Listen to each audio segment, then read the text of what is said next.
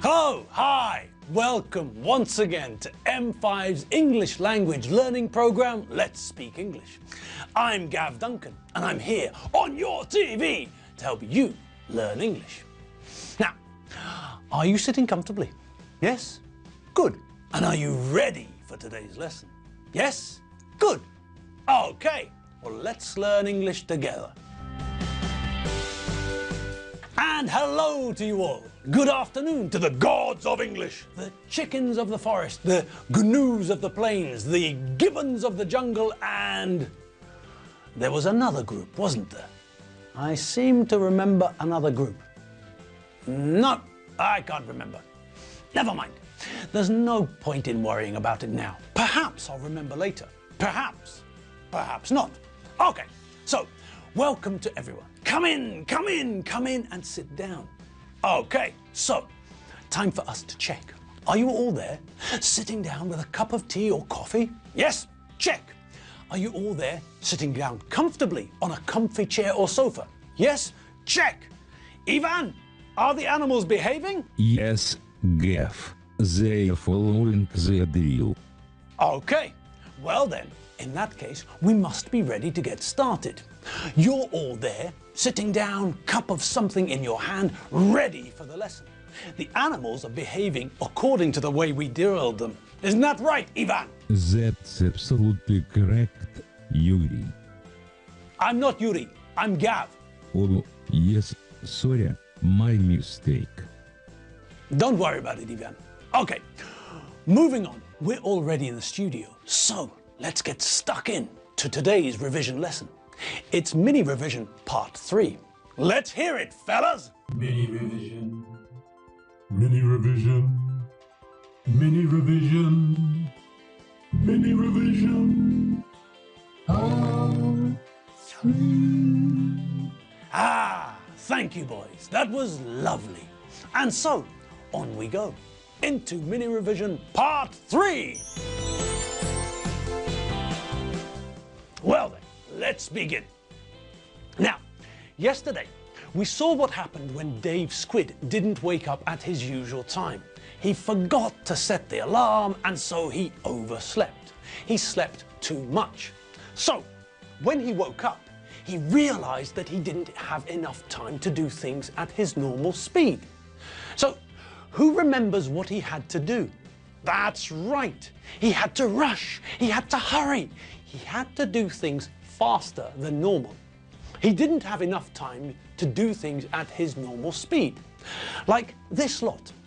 They have to clean the flat before Neil's parents arrive, but they don't have enough time. So they have to rush. Come on!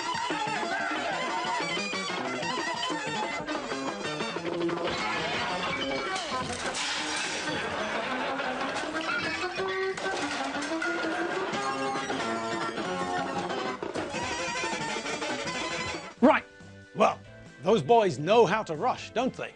They know how to rush and hurry. I'm not so sure that their cleaning skills are up to par, but, well, they're students, aren't they? And students are never very clean. Everyone knows that. Okay, on we go, back to Dave Squid. So, we know that Dave didn't have enough time to do things at his normal speed, his normal tempo, so he had to rush his breakfast. I think he only had time to brush his hair and his teeth and then quickly drink a cup of coffee before he had to rush out of the door to get to work. Now, let's just check that we remember what happens with these two new verbs, shall we? The verb to rush ends in sh, which means that in the third person singular, we don't add s, but es. So, when we were talking about Dave, about the third person singular in the present simple, we said that he rushes. Now, what about the synonym for rush, the verb to hurry? Well, the verb to hurry ends in a y, as we can see. And yes, it ends in consonant plus y, not vowel plus y. If a verb ends in vowel plus y, then in the present simple, for the third person singular, all we have to do is add an s to the end of the infinitive. With verbs which end in consonant plus y, like the verb to hurry, we don't add an s, but we remove the Y, and replace it with IES. So, when we talk about Dave doing things at a faster speed than normal, we say that he hurries. Okay, good. Now, back to something we started a couple of days ago. We were looking at how we form positive and negative statements and questions. Now, who remembers what we looked at? I know, you all do. Good. But let's quickly catch up with what we looked at. Okay, if we want to make a positive sentence in the present simple in English, we know that we have to start with a subject, then follow with a verb, and then add an object, if we need one. This way, we get sentences like these. I like scooters. You like motorbikes. Dolomite likes cars. If we want to make a negative sentence in the present simple in English, then we know that we have to use an auxiliary verb, the verb to do. We use the verb to do with not, putting them between the subject and the main verb. So, if we take our original sentences and make them negative, we get I don't, do not like scooters. You don't, do not like motorbikes. Dolomite doesn't, does not like cars. Okay. So we all remember that when we ask questions and make negatives using a verb in the present simple tense, then we have to use the auxiliary verb to do.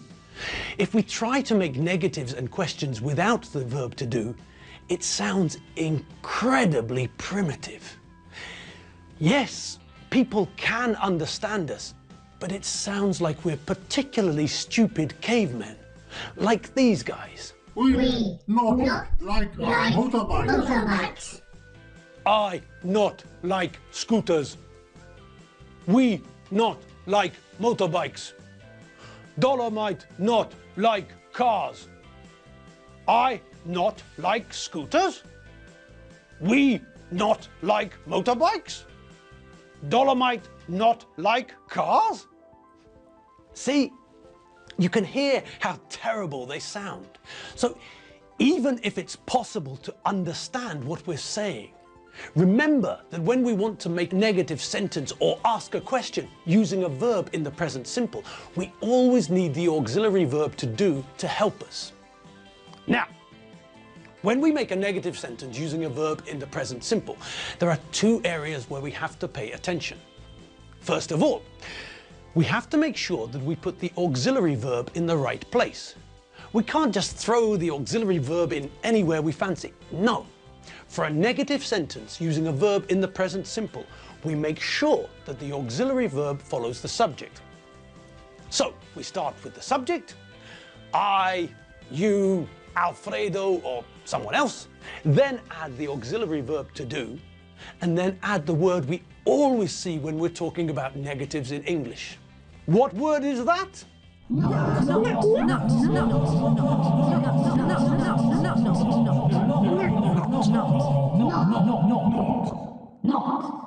Not. Correcto mundo, planet 51. Okay, so we start with the subject, then add the verb to do, then add not, and yes, we all prefer the short, the abbreviated version, so we normally abbreviate do plus not to don't, and does plus not to doesn't. After that, what comes next? Yes, that's right, Wonder Woman. After that, we need the main verb. And what form is the main verb in? Yes, you all remember. The main verb is in the infinitive. Any changes we have to make to the sentence are made with the auxiliary verb, not the main verb. Okay, now this leads us to the second area where we have to be a little bit careful. The fact that verbs in the present simple change for the third person singular. So, when we add the auxiliary verb to the negative sentence, then we have to make sure that if the sentence is about the third person singular, if we're talking about Alfredo, for example, or Richard Roundtree, or Anthony Quinn, then we remember that we have to change verbs in the third person singular, and the verb to do. The verb we need as an auxiliary verb is no exception. We remember that do changes to does in the third person singular, and so when we're making a negative sentence using a verb in the present simple and we're talking about the third person singular, then we have to use does, not do. I do not drink vodka, and Alfredo does not drink soft drinks. You do not play football for St Johnstone FC, and Richard Roundtree does not play football for Scherdenbergen FC. They do not work as astronauts at the weekend, and Anthony Quinn does not work as a temporary secretary on Thursday evenings. Okay, great. Now, before we get started on looking at the form we use to make questions in the present simple in English, let's just think about the necessity, the need, the requirement for the English sentences to follow the pattern of subject plus verb plus object and, in the negative, subject plus auxiliary verb plus not plus object. Have a look at these sentences and listen carefully to the way they sound. Listen to them and try to focus on how awful, how terrible, how bad they sound. Here, right here and now, I want you to try and hear how the sentences sound wrong if we deviate from the correct pattern, the correct form. Number 1, likes Dolomite cars. Number 2, drinks beer Alfredo every night. Number 3, Gav English teaches. So, do you all see? In fact, the better question is, do you all hear the way that those sentences sound awful? They're painful to listen to. Now, okay, I accept that we can understand what the sentences are talking about, but they're not correct. Let's listen to them again and then hear the correct version, shall we? Number 1, likes Dolomite cars. Okay, now this is a very simple one and we can easily see what's wrong. In positive sentences in the present simple, we start with the subject, not the verb, and we follow the subject with a verb and then an object, if there is an object. So the correct sentence is, of course, Dolomite likes cars. Number 2, drinks beer Alfredo every night. Okay, and on we go. And what's wrong with this one? Yes, that's right, once again. The word order is all wrong. What's the subject of the sentence? Correcto-doodle-doo! The subject is Alfredo. And where do we put the subject? Yes, right again, Captain Banana. The subject goes at the front. We start with the subject, so the sentence has to start with Alfredo. And then, what comes next? That's right, Spider-Man. After the subject, we have the verb. And which word is the verb? Yes, the verb is the third person singular form of the verb to drink. Drinks. Alfredo drinks. Okay, good. Now what? Well, now we need the object. We need what Alfredo drinks. So, that means that we now add the object, beer. Alfredo drinks beer. Great. And now all we have to do is add the time adverb, and that goes at the end. So, put it all together and we get the beautiful sounding correct sentence, Alfredo drinks beer every night. Excellent. And on we go.